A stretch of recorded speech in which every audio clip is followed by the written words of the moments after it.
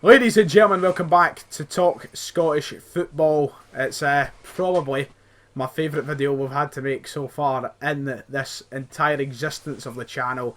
I'm joined alongside David Buick, because today we are going to be taking a trip down memory lane in the newest edition, the second edition of Classic Matches Revisited. Is that what it's even called? Classic games. Classic games. Just as good. You know the premises of it. I mean, we've already done one beforehand. I know, so exactly. probably, and it was months ago, wasn't it? It was like February, it was months March, ago, and it was something like that.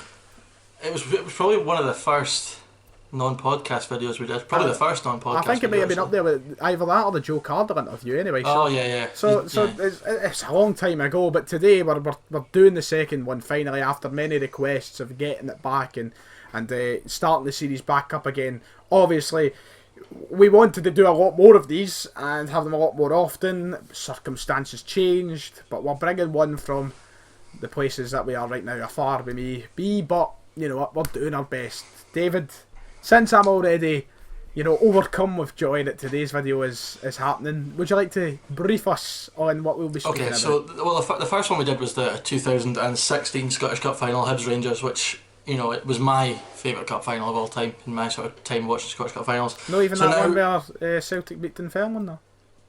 Well, there was two of them in the noughties, wasn't there? No, that was, to be fair, the 2007 one was the worst cup final probably ever. Anyway, we move on. So this is probably the one we had most requests for. 2016-17 cup final. Tom Rogic with a winner for Celtic against Aberdeen to complete the invincible treble. So yeah, no wonder you're smiling. Well, it was one of the greatest days of my life. So I'm not going to sit here and with a frown I saw somebody on my face. called you out on Twitter today. You always say Lazio was the best year. Well, do you know what? It's quite the toss up to have, isn't it, David? I mean, let's think about it like this. You can either have a game which solidified a team's history, or a team that solidified a team's history. You've got a real dilemma to choose from. So it is up there. It's not something I'm familiar with, to be honest. Yeah, exactly. That's what happens when you support a Diddy team, innit? That's the whole thing. Just dropped a pen as well. Anyway, so one thing we discovered when we were just briefly, we'll start with sort of the run up to this game. So we discovered this briefly just talking before the game. Moussa Dembele didn't play for Celtic that day. He didn't even feature at all. He was on the bench after what was a bad injury picked up against Rangers in the previous round in the semi-final. And I mean, even though everybody knows, I don't need to explain my love for Moussa Dembele. Everybody knows how much I love him and how much I rate him and how much I did love him at Celtic. But it never really changed my confidence going into this final match. The fact that he was out, I think the team over the course of the entire year had shown that it didn't matter who was or who wasn't fit. We were invincible. We couldn't be touched. And going into that game, despite how much I missed him on a personal level, I didn't think we'd miss him so much in the park. But I think the performance of the day may show that we did miss him, and it could have been a very different outcome score-wise if he was playing that day. Well, I mean, everyone forgets the sort of start to that season. It wasn't like Dembele was automatically Celtic's first choice striker. That first Old Firm game was probably lucky for Celtic that he ended up playing, because up until then he hadn't actually. I'll tell you a funny story. Sorry to cut you off, David. I'll tell you a funny story. This is something I've never really spoke about. So when Moussa Dembele joined Celtic, me and the boys that share a season ticket, I say share a season ticket, sit together, we left every game because we knew how much hype was around him. We left every game saying to ourselves, he's not quite delivered yet, has he? Not quite delivered right at the start. And then he scored a goal, and it wasn't that great, and we were saying to ourselves, we're not counting it. And then he scored the penalty against Astana, and it's a penalty, we're not counting it. And I think he might have scored one other goal as well, and we said, still no counting it, we want better. And then, bang, that was the day it all changed, the Old Firm game. As much as I did rate the guy, and as much as I knew he was going to be Celtic's best striker, even up until that Old Firm game, because you just seen glimpses of it.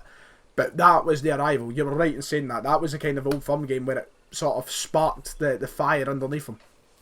Yeah, I mean, and that's the whole point. Up until that point, everyone in the Celtic support would have said Griffiths was still the main man. So, although Dembele wasn't playing, it wasn't like, Griffiths was still, in really good form that season. So him starting, well, it wasn't Dembele, it wasn't too much of an issue. But, yeah, I think obviously we're going to talk a lot about Celtic and you'll talk about what it meant and all the rest of it. But from an Aberdeen point of view, on the day, Aberdeen were very, very good. I remember my one reaction at full time in this game was, feeling really sorry for Aberdeen because they gave absolutely everything. The winning goal itself, a lot of it comes down to the fact the Aberdeen boys are just knackered.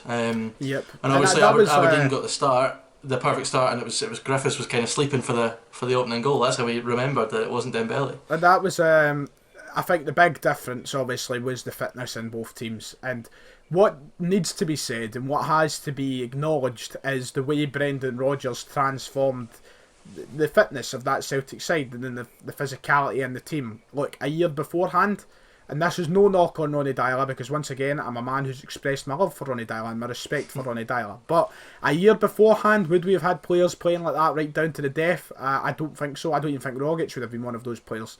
Griff would have been on the tea cakes. But exactly. Brendan Rodgers came in and, changed the entire regime and changed every sort of expectation for each player. There was no slacking, and it was part of that kind of transformation in every player in the squad. I've said it many a times, don't need to go through it all again, but you've seen players like McGregor go from bit part to key, and one massive part of it was the fitness, and that affected every single player. Some players struggled to come to grips with it. You look at the likes of Chris Commons, who was part of the team that year, if you remember, but never got a look in the team, and probably because he wasn't cut out for playing in a Brendan Rodgers side. So that made a massive difference when it came to that game. You've seen it because I think it's O'Connor that Rogic goes past to score the goal. I think it's O'Connor or Considine. It's one of the two, I think. And you can see the tiredness in the legs of the defenders. And Rogic is obviously famous for burning out 50, 60 minutes into a game. Not there he wasn't. Yeah, I think the game was this was an absolutely classic cup final. Aberdeen more than played a part, and started fantastically with Johnny Hayes, who had a very eventful afternoon. This was pretty close to being the Johnny Hayes Cup final. He scores the goal for all it's a good finish. He's running onto it. Griffiths absolutely sleeping on the edge of the box, and at that point, perfect start for Aberdeen. But I suppose the sort of response was kind of typical of that Celtic team, just relentless, and it was minutes later, wasn't it really, that they got back into it, and it was a belter from Mr. Armstrong. Oh, as the song goes, scores belters all the time, and of course he had to do it in the cup final.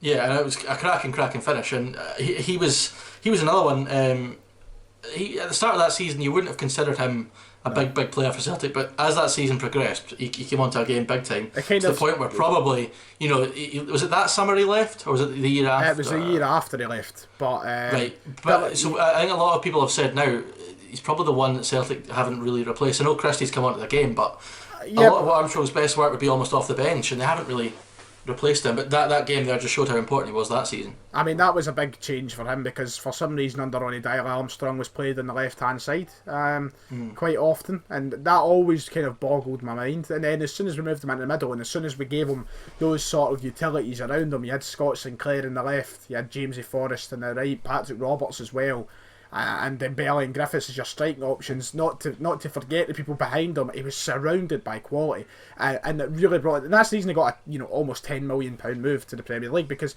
he is a class A footballer. Mm-hmm.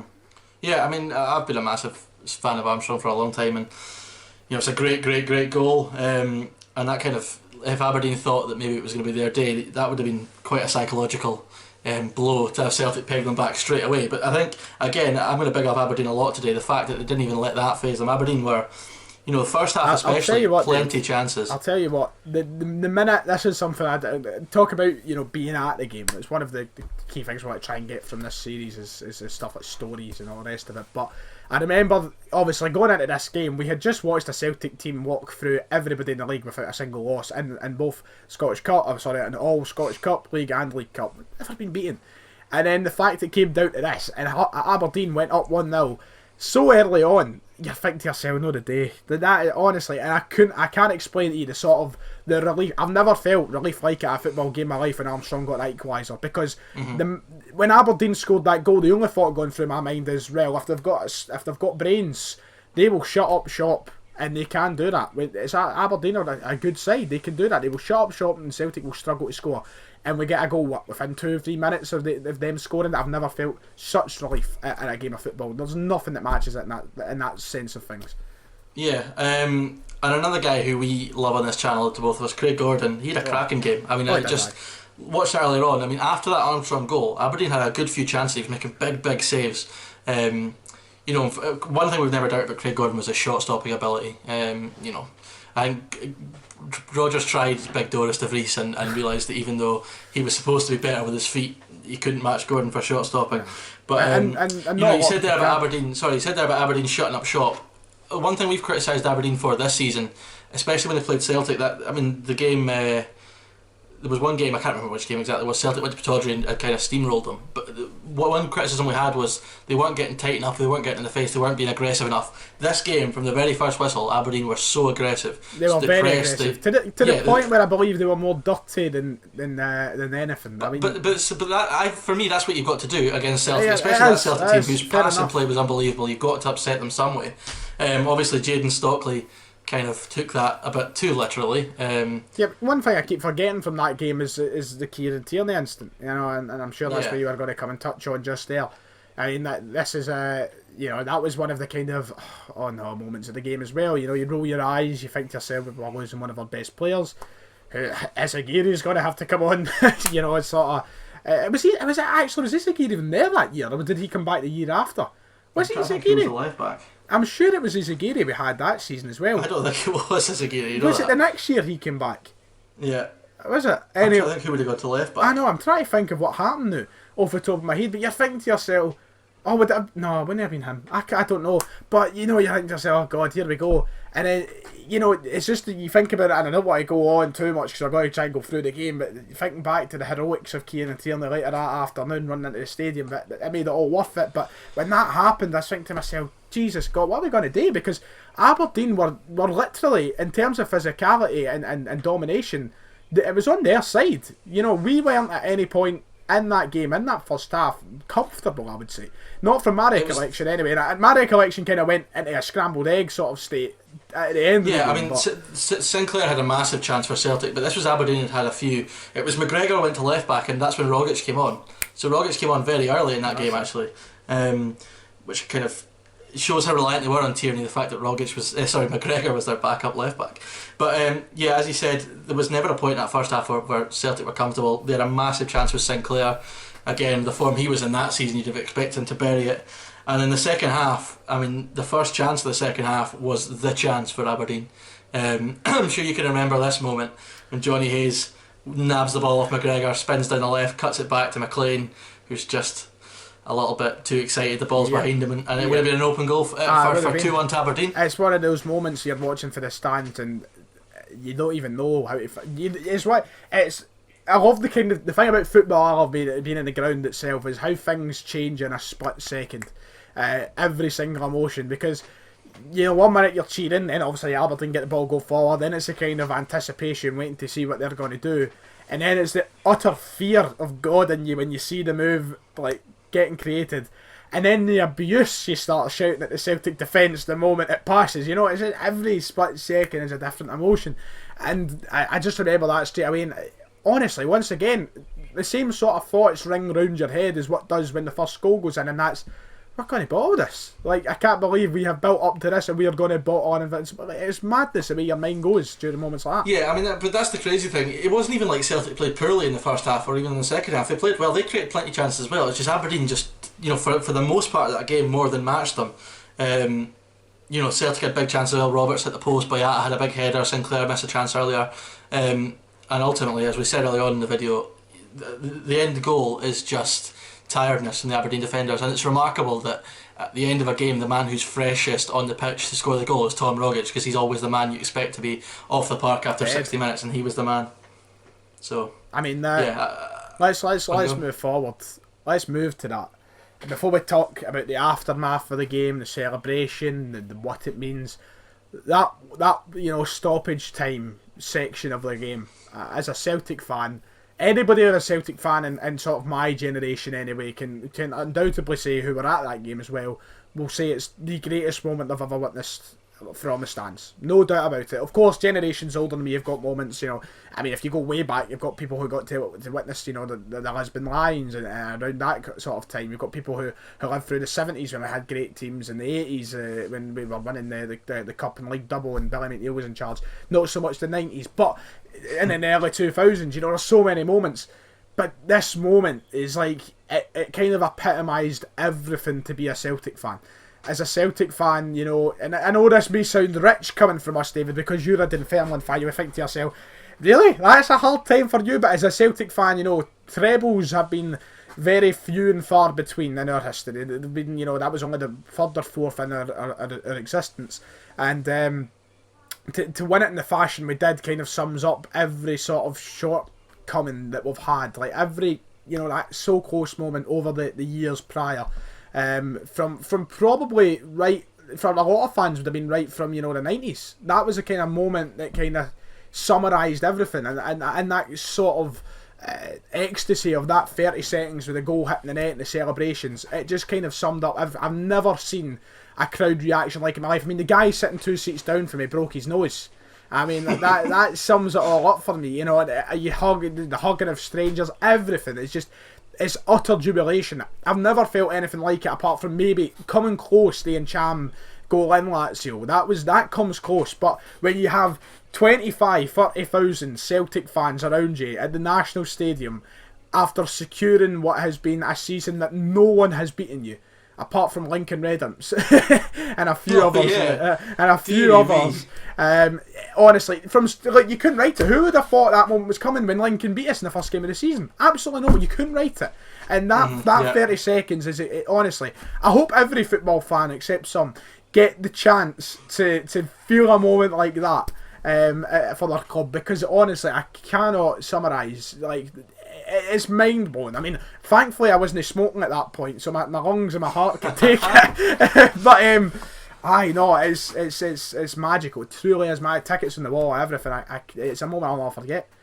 Yeah, I can imagine it being very special. And the one thing that always sticks out is, Celtic have done the quadruple. No, so they haven't done it yet.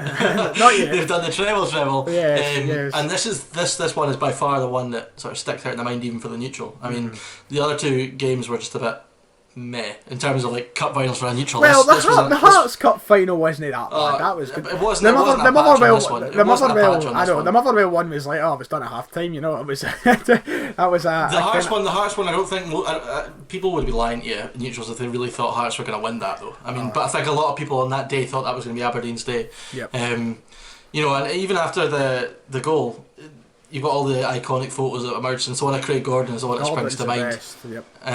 But that wasn't even the end of the game. I mean, Aberdeen had a chance right at the end. That must have been a heart and mouth moment. Oh God Almighty! Don't know. That was like, that's the kind of moment if that went in the net, I would have punched myself in the face incredibly hard. I would have had my nose broke as well, along with the guy in my row. I've never seen my heart sink so close to my backside in my life. Honestly, it's madness how things can happen like that, isn't it? Because all it took was on another day, that could have been a goal. Well, I mean, exactly, but that's just kind of summed up. And we went through a wee period there of having outstanding cup finals for a wee spell there. There were some really great ones. Obviously, the one before was we've talked about, but just the whole spectacle of it, the fact that you had, I mean, obviously with Celtic cup finals, unless it's against Rangers, normally they have more than half the ground, but Aberdeen did get the 50-50 split that day, and it just looked amazing seeing the side red, the side green. It was a great spectacle. Yeah, and a total dramatic way to win it. And obviously we talked about Tierney earlier on, him making the running back to the stadium, the heroics, getting up the stairs before we lifted the trophy and won the game. It's everything about that day from start to finish. Honestly, I could pin it out to you every second. I remember actually before the game being on the train with Aberdeen fans, which was quite an unusual tense moment. Obviously, we don't really have too much quarrel with Aberdeen fans. You're not going to walk on and come off without a limb. It's one of those situations where it was like... Was that the old central to Mount Florida? It was, in fact. Was it Mount Florida or was it Kings Park? I think it was Kings Park we went to, actually. I remember sitting in the train, the whole carriage was Aberdeen fans. The other carriage was all Celtic fans. How do we end up in this one? And then we get off the train, to absolutely pouring rain. You know, it's you know, Big Gun is basically water. You're walking like Jesus. And like that, just it always sticks in my mind. The weather was terrible. The strike of lightning alongside Rogic's goal and everything from that day I could lay out. The only thing that really annoys me about that day is the fact I was 17. If I was 18, I'm sure I would be celebrating in some form of establishment. I was not a rogue who would chance going in underage, David. I must admit, it was a fun day from start to finish, though. There's no doubt about that. Were you on the Ribenas after the game? Were you? I was. I actually remember very vividly what I'd done. I went home, made a video, and I think I bashed Football Manager. I think that's what I'd done. That's how I spent my treble. See if that happened now, you wouldn't be able to see a few hours after that. Ah, no, exactly. See after the Hearts game, obviously last year. Christ almighty, I don't remember what happened that night at all for other reasons. Honestly, it's thinking about moments like that, and I came home and spent it doing that is my one regret of that day. But the game itself makes up for absolutely everything. I mean, nothing can be more perfect than that game. The way we won it. I mean, you talk about how perfect it was for you. I mean, that just can make you imagine how devastating that must have been for Aberdeen fans. You know, that journey back must have been absolutely awful. Coming so close. Because I think most of them would have expected to get beat. Yeah, but not like that. When your team plays that well and you still get beat, I mean, they're the ones that really kill. Because that is, you know, like especially when you have the better chances you have, and it's just not to be in to concede a goal that late. If you could lose in any fashion imaginable, that is the one you'd pick last, wouldn't it? Because at least if you get beat like 3-4-0, you can kind of have a laugh about it. Have a laugh about it. Yeah, but I mean, to get beat like that, they must have been absolutely devastated. But yeah, I mean, it was just an absolutely brilliant cup final, as we've said. On that winning goal, though, just looking back at it earlier, because it's so late in the game, you can kind of understand. But you know, it's at the front post. He beats two defenders, but it's just sheer tiredness. You can't really have a go at them because they've given so much for it. And yeah, I mean, that was. I think over time, Brendan Rodgers' legacy at Celtic will be, remembered more fondly. Like that.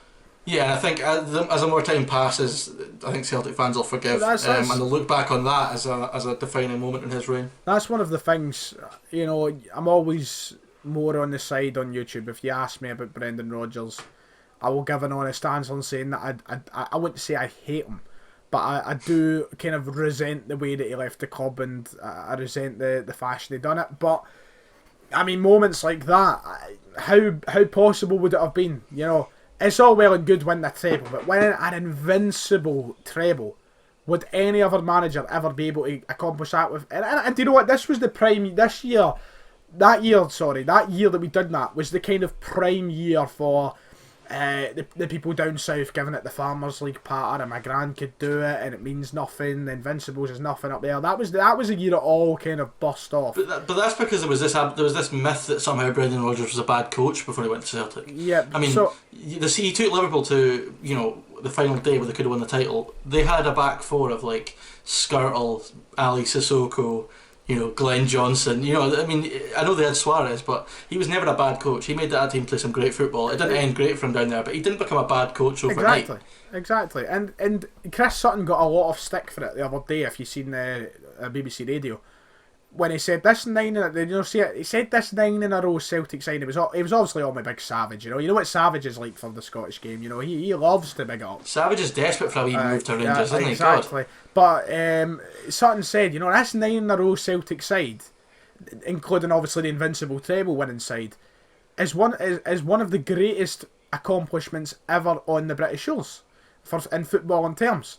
And people Sutton was bigging it up and giving it, and Savage has answered back, "Oh, you're trying to say it's better than the Arsenal Invincibles," and like, well, arguably, yes, it is better than, and I can understand wholeheartedly where Chris Sutton is coming from. I'm not coming out and saying this Celtic side and that Invincible side is the best team that this British shores has seen in the modern age of football. Of course, we've seen a treble winning Manchester United side. We've seen Jurgen Klopp and Pep Guardiola's Man City and Liverpool, respectively. We've seen a lot of great teams. We've seen Mourinho's Chelsea. We've seen a lot. But when you think about it, 9 straight titles, an invincible season in every cup competition. I don't care if you're playing, Shettleston Juniors or you're playing Real Madrid. It's an achievement, it's an accomplishment, and it's one of the greatest things that's ever going to happen in British football history. Cracking social club in Shettleston Juniors. You've been you've been down there. Cracking. I don't care who you're playing. Sutton was absolutely correct to say so. That invincible Celtic side, in terms of what they've done, perhaps does eclipse the Arsenal's. Maybe not in quality. But if you put both of them in the park against each other, Arsenal are going to win every day. But in terms of what they accomplished, 3 trophies without I don't losing know, a but single half of them game. are in their 40s now, like, jeez. Oh, God, no that part, David. I thought you were better than that. But you know what I mean? Like, honestly, crazy. Absolutely crazy. That whole day, that whole season. Summarise in one moment, Johnny Hayes' last game for Aberdeen, forgot to throw that in. He knew what he was doing. He knew what he was doing. Honestly, that would have been was that deal already agreed? No, it was not. Game? No, it was not. No. So it wasn't like do you remember the Willow Flood situation with the League Cup semi-final? Aye. Yeah, it wasn't one of them. No, it wasn't one of them. It wasn't one of them. We never knew Johnny Hayes was going to come and join us, much to our benefit. Honestly, just the words for that day don't even come to my mind because there's just too many. And I'm sure the people will agree with me. Yeah, and I'm sure the Celtic fans are going to be absolutely delighted that we've covered this. Obviously, you've seen it on social media today, everyone's been covering this game. 3 years, it's mental, I think. 3 years, eh? Yeah. And what's happened in those 3 years in Scottish football? We've won the rest. Mental. Yeah. Who would have thought of that day? Yeah, I don't even know how to counter that. There's nothing I can say to counter that. I'll just let you have your moment. There's one of these days we're going to sit and do this series, and it's going to be a Rangers game, and I'm going to have to sit here like, yep. Okay. Yeah, we're absolutely have to do a Rangers game. We're going to need to get someone on for that because I don't think we can sit here with you positively talking about Rangers for an entire video. So we'll need to find. It doesn't seem like my kind of shindig, does it? No, I'm adaptable to every situation. I'll talk about anything, unless we talk about a Falkirk game. But then why would we talk about a Falkirk game? It's not like they do anything important, is it? Falkirk got to a cup final, didn't they? Yeah, they did actually. They beat us in the semi-final as well. Oh, incidentally, that's the only time I've ever left a game early. 2009 Cup semi-final. Wow. Yeah, Scott Arfield scored the penalty for Falkirk that day. There you go. They had a cracking team actually. In fairness, it's Scott Arfield. I don't know if Kasper Schmeichel was still there, but did Kasper Schmeichel play for Falkirk? Kasper Schmeichel played for Falkirk. Oh my God, I never knew that. Jeez, yeah. I knew he played for Leeds, and then I knew he went to Leicester afterwards, but I never knew he went. He was on loan of Falkirk, I think, for a couple of years actually. Wow. Yeah. Madness. So yeah, there are plenty of games we can cover, and I do want to get a Rangers game on because I'm not having this become a Celtic channel. Don't worry, it's not becoming a Celtic channel. I mean, the fact that we've done the 16 and 17 cup finals already is just going to absolutely kill the Rangers audience in this channel. That's not a Celtic channel. That's mocking a Rangers channel. Well, we don't become that either. Yeah, I know, exactly. We're not going to become that. Don't you worry. Well, don't I worry, I suppose. Any final thoughts? Final thoughts are, you know what, bring back cup football as soon as possible. Miss the Scottish Cup thing. I know, that's the only thing. It's really making you miss the Scottish Cup, isn't it? I mean, it's mad. This actually been at my 4th Scottish Cup final in a row this year, and settle the hell down. You weren't there yet. Here we are. I mean, says me who said quadruple treble earlier. I mean, let's think about it, man. We had Aberdeen in the semi. But that's the thing, we had such a cracking lineup for the semi-finals. Edinburgh Derby, Celtic Aberdeen, and it would have been a cracking final, no doubt. Between whatever mix of those four got to the final, it would have been a cracker. So yep. Yeah. I mean, you could have had a potential Edinburgh Derby, an all green and white, Aberdeen Heartless battle for something. It would have been a cracking combination of any three of them, mental. Yeah. So it's a real shame, but I'm sure when it comes back, Celtic will continue their trophy run, and it'll all go well from there. I think also it just shows how massive the Scottish Cup is in this country, and I'm delighted that in Scotland we take it way more seriously than the English do the FA Cup. I could never imagine. For all Gary Lineker can go on TV and talk about the magic of the FA Cup, he's talking out his arse. It doesn't exist. The fact that the big teams play the reserves just shows how much they think of it. I mean, everybody made a big deal about Shrewsbury and Liverpool. I mean, I know you're a Liverpool man, David, right? But look at the team Liverpool played. You're like, they just don't care about it. It's not important to them I could never imagine Celtic doing that. Even when we played Clyde, we still played a cracking team against them.